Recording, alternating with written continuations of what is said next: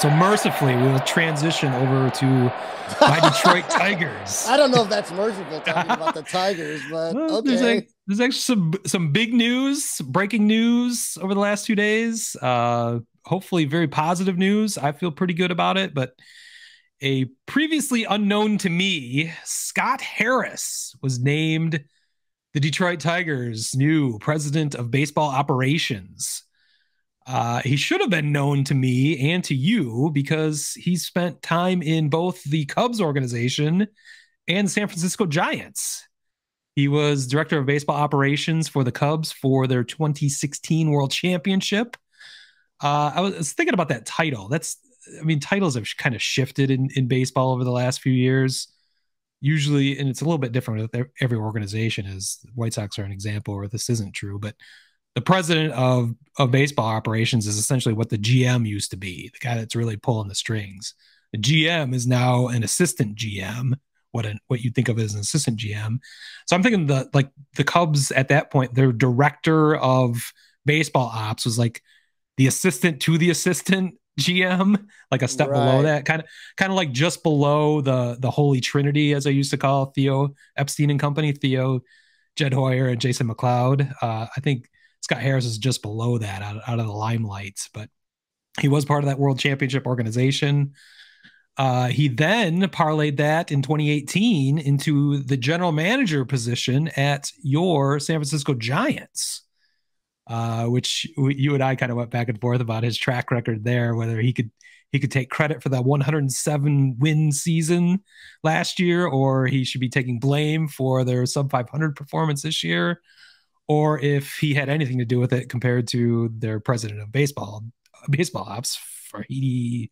Well, I don't even know how to pronounce his last name, but Yeah, I so mean, it's definitely, I think you said it best. The Giants are sort of like the Theo Jed relationship yeah, where where the the president gets more coverage than the GM, so yeah, the it's GM is essentially what you think of as an assistant GM is the way I kind of right. equate it. But so the resume is interesting. It's certainly a Major League A-holes resume. He's doing the whole circuit. Now he's just got to bring a championship to the Tigers, and then he can move on to the A's and eventually the White Sox. So he can go through all five teams. But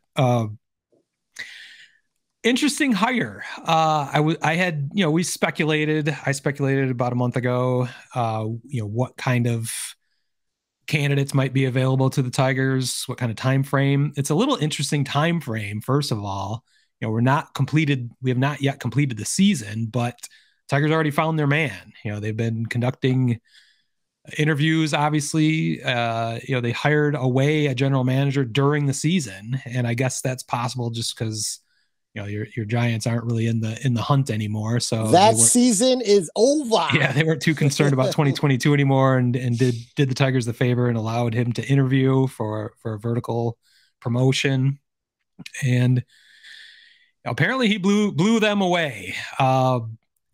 35 years old, very young. That kind of speaks to the smallish resume, but still an impressive resume to have those kind of positions and those kind of organizations already. He's a Northwestern. He's got degrees from Northwestern and Columbia University. I like that. So immediately, and he, of course, is under the tutelage of Theo Epstein. So you think of him as just a complete analytics nerd, which is definitely a large part of his background. But he is known to be kind of the hybrid, certainly into the analytics, but also into traditional scouting and other things. Which that's where I land. I think that's where the best GMs and presidents, they don't put all their eggs in one basket. They take all the resources available to them and use them appropriately. Whether it's a lot of analytics, that's great. Use that as a tool, but don't ignore the scouting and the human element, perceptions and how that can all be worked together. And it seems like that's kind of his direction.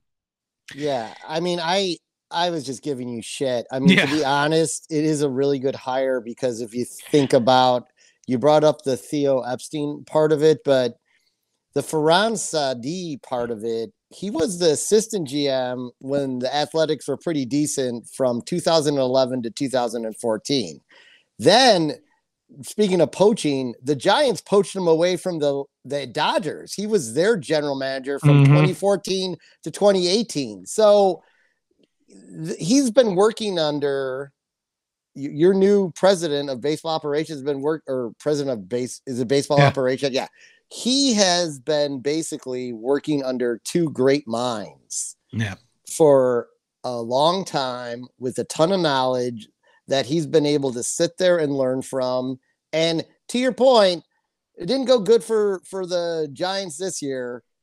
He was, as you said, with that was hilarious. I couldn't argue with it. I'll take 107 win season and figure out the rest after that. I mean, like, let's be honest, like that was kind of magic in a bottle, but they still assembled that team and got the best out of that team that they could.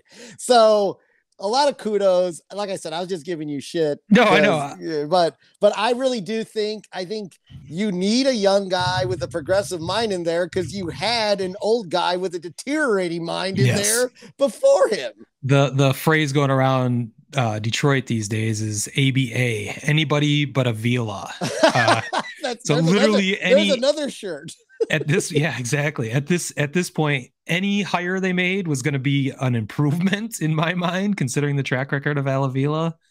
Again, I'm not doing victory laps here. I don't know that much about Scott Harris other than the resume I just spewed out, but I like the idea. I like the youth. I like the certainly a modern approach to baseball.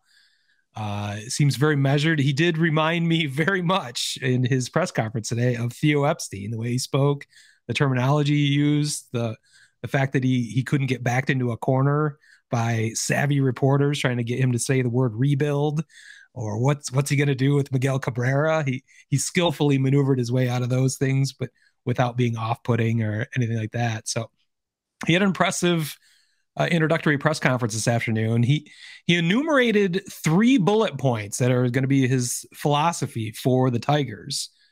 And you hear these all the time, it's kind of double speak and in just kind of generalities. And he got into that, but he did get a little specific. His first one is he wants to build around young players, that's great, but it kind of also states that I'm not sure, you could interpret that many ways, but that kind of says this is kind of a rebuild. I mean, it's got to be just with a brand new general manager. He's gonna take the resources they have and maximize those and see what they need to do from there. But again, it was general enough where he's not backed into a corner on anything. Yeah, I mean, he's obviously going to go in there. They're going to reassess all the talent. And then we're going to start seeing probably, I mean, it may not be sweeping changes, but we're going to see some changes. We're going to see some guys get moved. We're going to see guys get moved out. It'll be interesting to see what he can trade, if this is in trades or what they do in free agency, but they do have young players to build around already in the pitching staff and on the field. So his second point was they were going to maximize development, which is another platitude. Anybody can say that, that's kind of a general thing. Yeah, of course, the resources you have available to you, building young players up, you need to maximize every opportunity through that development. What I found interesting was his third point, and he got extremely specific here, which I think it was kind of fun. He says they are going to focus 100% on the strike zone. And I know exactly what he's talking about there. He wants to control the strike zone on both sides of the plate. Yep. And that's, you hear about that all the time, but I thought that was fascinating that's the third pillar of his platform for Tigers' success is that specific. Control the strike zone on both sides of the plate. That is the thought process being there. The strike zone controls everything else that happens on the field. And if you dominate the strike zone on both offense and through your pitching staff, you're going to do quite well. So, whatever that means, I just thought that was interesting that he got that specific. I don't know that necessarily the best thing to throw out there or the worst thing. I think I would have been disappointed if he says something as simple as, we're going to focus on defense and nothing else. I think I might be a little bit more deflated tonight. While defense is important, I don't think it controls the game the same way the strike zone does. So I thought that was interesting. I hadn't heard it put in that way. I hadn't heard any general manager mention that in their introductory press conference. So that he got that specific, I think it was by design, that he just kind of threw out some general platitudes and then got real specific. So I enjoyed that. So. Yeah, I think he might have said that. I mean, this is my opinion when I read that, was that the Tigers have been shut out like 21 times this year. They're setting some like Tiger records in abysmal offense. Mm-hmm. And their pitchers don't consistently throw balls for strikes. They walk a lot of batters. So like those are the glaring, those are like glaring issues for the team. The hitters not controlling in the strike zone is probably the biggest issue. And you almost think when he said that, he had Javi Baez in his mind when he was saying that, because he is the worst at controlling the strike zone, as we've broken down many times over the years in his career with the Cubs and the Tigers. So you wonder if that speaks directly to him, if that means, figure this out, or we're gonna trade you somehow. I don't know. That might be some good fodder for offseason talk. How and if Javi Baez is tradable, even with that contract and this horrific performance this year. I think it's going to be the worst year of his career.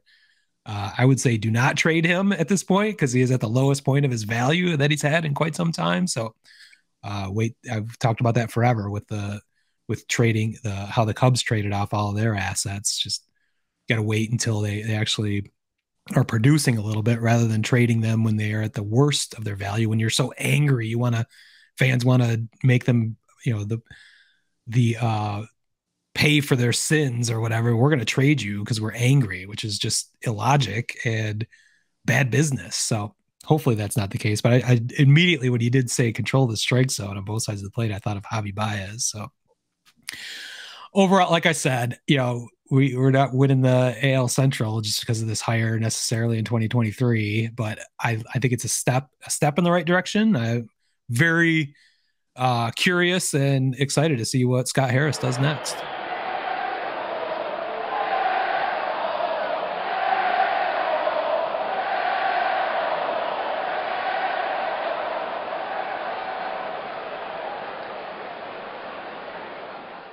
Word Hole Media.